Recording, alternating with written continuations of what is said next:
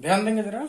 Magnetic force पढ़ाने जा रहा हूं मैं, और इसे लॉरेंट फोर्स भी बोलते हैं। तो दोनों में से कोई भी नाम आ जाए, चाहे लॉरेंट फोर्स आ जाए चाहे मैग्नेटिक फोर्स आ जाए, तो एक ही बात है। तो जरा मैं आपको समझा दूं कि हो क्या रहा है। हो ये रहा है कि एक ये यूनिफॉर्म मैग्नेटिक फील्ड है। मतलब ऐसा कोई जरूरी नहीं है कि यूनिफॉर्म ही हो, बस है, ठीक है। सिंप्लिसिटी के लिए हमने इसे यूनिफॉर्म मैग्नेटिक फील्ड ले लिया है। और एक चार्ज पार्टिकल है Q प्लस Q, और ये बेचारा बड़ी शराफत से ऐसे चला आ रहा था, ऐसे। तो जो लॉ ऑफ इनर्शिया है उसके अकॉर्डिंग जो ये कांस्टेंट वेलोसिटी v से चल रहा था, तो ये ऐसे ही चलता रहेगा अनंत काल तक, ऐसे ही चलता रहेगा जब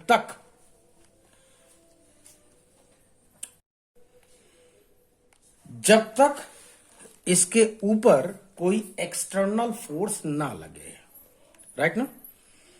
तो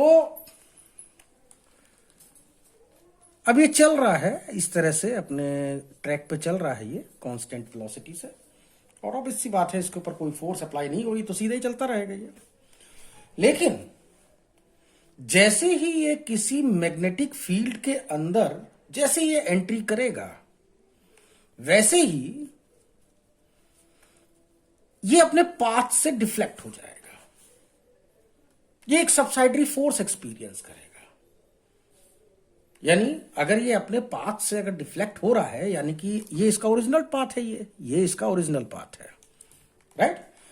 ये v वेलोसिटी से इस मैग्नेटिक फील्ड में एट एंगल थीटा इसने एंटर कर लिया। लेकिन अब इसका पाथ इस तरह से स्ट्रेट पाथ नहीं रहेगा, ये इसका पाथ कुछ चेंज हो जाएगा, कुछ होगा, अभी मालूम नहीं है क्या होगा क्या नहीं होगा, उसके बारे में भी हम डिस्कस करेंगे अभी, ठीक है। लेकिन ये पक्का है कि अगर इसने अपने ट्रैक को चेंज किया है, इसका मतलब कोई ना कोई इसके ऊपर सब्साइडरी फोर्स लगी है। अगर आपको ये पता है कि ये एक किसी मैग्नेटिक फील्ड के अंदर एंटर किया है, तो ऑब्वियस सी बात है, आपको ये भी पता है कि जो भी फोर्स लगाई है वो इस मैग्नेटिक फील्ड नहीं लगाई है। तो इस मैग्नेटिक फील्ड ने जो इस चार्ज पार्टिकल के ऊपर जो फोर्स लगाई है, उसी को हम बोलते हैं मैग्नेटिक फोर्स या फिर लॉरेंट फोर्स। इस लॉरेंट फोर्स की जो वैल्यू है वो आप इस फॉर्मूले से निकालेंगे, Q into V cross B, right. अगर आप मैग्नीट्यूड की बात करते हैं तो मैग्नीट्यूड अगर फोर्स का निकालें तो Q into v b, a cross b is equal to a b sine theta क्या होता है, याद होगा आपको। तो v b sine of angle between the velocity and the magnetic field, right ना। ये मैग्नेटिक फील्ड है, ये वेलोसिटी, इसके बीच का एंगल थीटा है, ठीक है। अच्छा, और इसकी डायरेक्शन क्या होगी, तो ये बात हम कई बार पहले भी कर चुके हैं कि अगर किसी भी वेक्टर क्वांटिटी को किसी भी स्केलर से अगर आप मल्टीप्लाई करोगे तो रिजल्टेंट हमेशा एक वेक्टर ही आएगा, जिसकी डायरेक्शन सेम वही होगी जो वेक्टर ए की है, बशर्ते के की वैल्यू पॉजिटिव हो। लेकिन अगर नेगेटिव निकला तो वेक्टर ए के जस्ट ऑपोजिट डायरेक्शन में रिजल्टेंट वेक्टर आर होगा। तो यहां पे चूंकि ये पॉजिटिव चार्ज है, कोई दिक्कत वाली बात नहीं है। तो v क्रॉस b ये एक वेक्टर क्वांटिटी है, इसकी डायरेक्शन जैसे भी निकालते हो आपको अच्छी तरह से पता है। ये अगर मान लीजिए वेक्टर a है और ये वेक्टर b है, तो इसके बीच का एंगल थीटा, तो a क्रॉस b की जो वैल्यू है आप राइट हैंड स्क्रू रूल से निकालोगे या फिर राइट हैंड थंब रूल से निकालोगे, राइट। मेरा मतलब राइट हैंड स्क्रू रूल नहीं, सिर्फ स्क्रू रूल, या तो स्क्रू रूल से निकालोगे या राइट हैंड थंब रूल से निकालोगे। तो मैं राइट हैंड थंब रूल से निकाल रहा हूं, ध्यान से देखने जरा। मेरा मैं ए से बी की तरफ अपने उंगलियों को इस तरह से घुमा रहा हूं, ऐसे, ठीक। तो जो मेरा अंगूठा है वो डाउनवर्ड जा रहा है, ध्यान से देख लीजिए, यहां पे देखिए, ऐसे ए से बी की तरफ मैंने घुमाया है यूं। तो जो मेरा अंगूठा है वो वर्टिकली डाउनवर्ड जा रहा है, तो ये है वर्टिकली डाउनवर्ड। और हमेशा जो ए क्रॉस बी की जो डायरेक्शन होती है वो, जो कि फिलहाल यहां पर वर्टिकली डाउनवर्ड है, क्रॉस लगा दे रहा हूं मैं, ठीक है।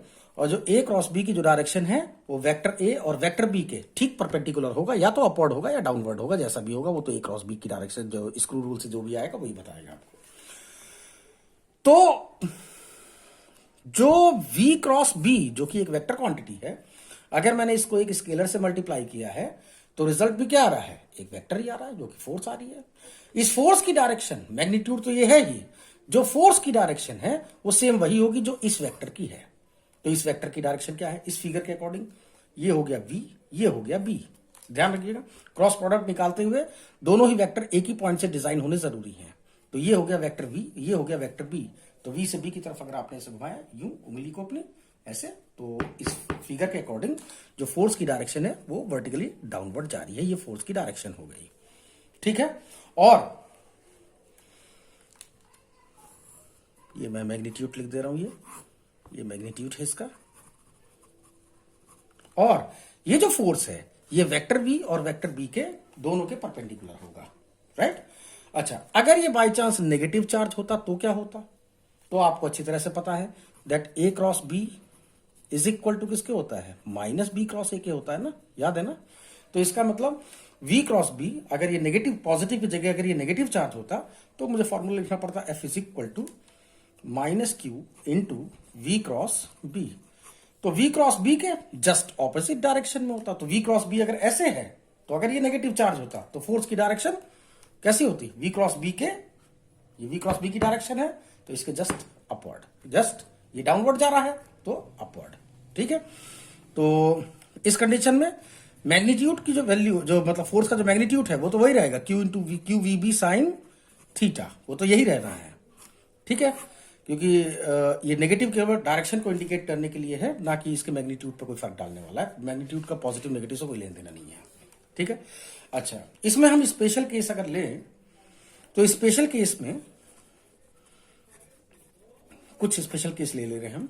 जैसे अगर थीटा की वैल्यू कितनी हो, 90 डिग्री हो, थीटा की वैल्यू कैसी हो 90, यानी कि इस तरह से परपेंडिकुलर अगर ये एंटर कर जाए, तो अगर वेलोसिटी ऐसे हो और ये मैग्नेटिक फील्ड के ठीक परपेंडिकुलर एंटर कर जाए, तो उस केस में साइन थीटा यानी साइन 90 की वैल्यू कितनी हो जाएगी 1।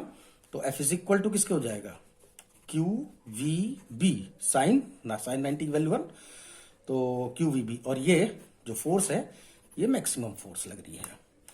अगर थीटा की वैल्यू कितनी हो 0 डिग्री हो, यानी कि चार्ज पार्टिकल मैग्नेटिक फील्ड के पैरेलल अगर एंटर कर जाए तो ऐसे v वेलोसिटी से, तो यानी कि वेक्टर v और वेक्टर b दोनों ही कैसे हैं, पैरेलल हैं। तो थीटा की वैल्यू कितनी है 0। तो अगर थीटा की वैल्यू 0 है तो इसका मतलब f इज इक्वल टू किसके आएगा, q v b साइन 0, और साइन 0 की वैल्यू 0 होती है और ये मिनिमम फोर्स है। तो इसका मतलब कोई भी फोर्स नहीं लग रही है। इसका मतलब कोई भी फोर्स ना लगने का मतलब ये हो गया कि कोई फोर्स ये एक्सपीरियंस ही नहीं कर रहा है, बस चुपचाप ये अपने ट्रैक पे चुपचाप सीधा चलता रहेगा, कोई डिफ्लेक्शन नहीं होगा इसके अंदर, ना ये इधर मुड़ना है, ना उधर मुड़ना है, ना कहीं नहीं।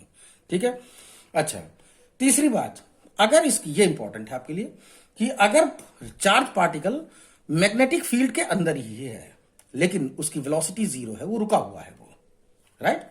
तो अगर वेलोसिटी 0 है तो F is equal to q into ये V क्या है, एक नल वेक्टर है, V क्रॉस B। तो कितना आ गया, ये भी एक नल वेक्टर ही आ गया। यानी इस कंडीशन में भी इसके ऊपर कोई फोर्स नहीं लगेगी, चार्ज पार्टिकल यहीं का यहीं पड़ा रहेगा। ये रेस्ट में है तो रेस्ट में ही रहेगा जब तक इसके ऊपर कोई एक्सटर्नल फोर्स ना लगे। ठीक, ये स्ट्रेट पाथ पर ही चलता रहेगा जब तक इसके ऊपर कोई एक्सटर्नल फोर्स ना लगे। तो दोनों ही कंडीशन में कोई एक्सटर्नल फोर्स नहीं लग रही है, तो इनर्शिया लॉ के अकॉर्डिंग क्या होगा, ये अपने ट्रैक पे सीधा चलता रहेगा या फिर ये स्टेबल यानी कि रुका रहेगा, ना तो ये कभी कोई मतलब फोर्स एक्सपीरियंस नहीं करेगा। ठीक है, तो ये ध्यान रखिएगा कि लॉरेंट फोर्स केवल तभी एक्टिव होगी जब चार्ज पार्टिकल मूव कर रहा हो, चल रहा हो तब। अगर रुका हुआ है मैग्नेटिक फील्ड के अंदर तो किसी भी तरह की कोई मैग्नेटिक फोर्स या लॉरेंट फोर्स आपकी महसूस नहीं करेगा वो। Is that clear?